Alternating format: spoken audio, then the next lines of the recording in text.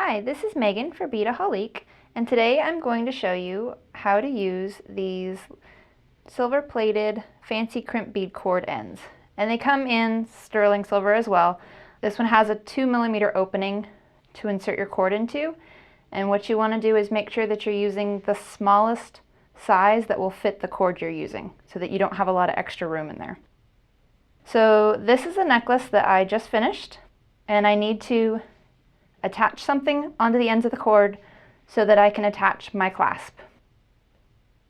So these are really easy to attach.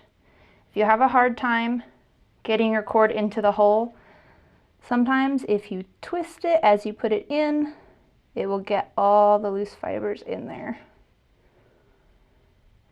One of these days I'll get it in there. Okay, so you're going to go ahead and put it in until you see it come out the little hole, and then pull it back a little so you don't see it hanging out when you're finished.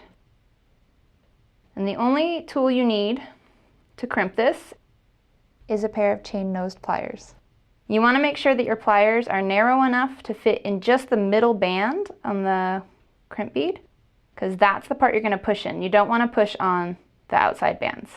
And you also want to make sure that when you're crimping it, you crimp it with the loop laid flat out and not this way.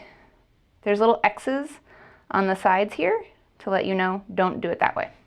You want to use the side that has the little dots.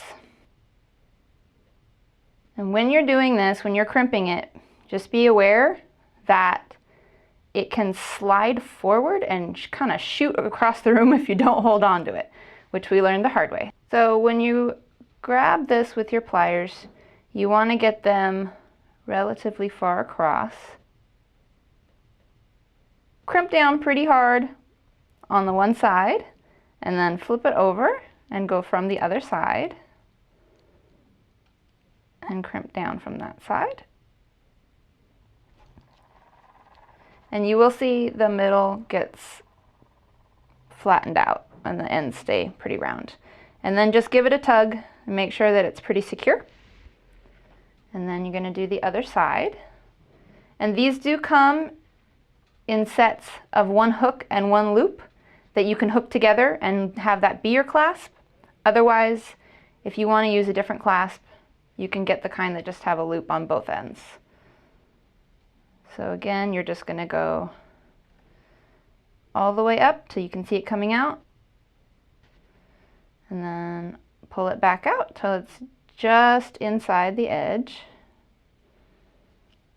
and hang on to it and crimp down in the middle.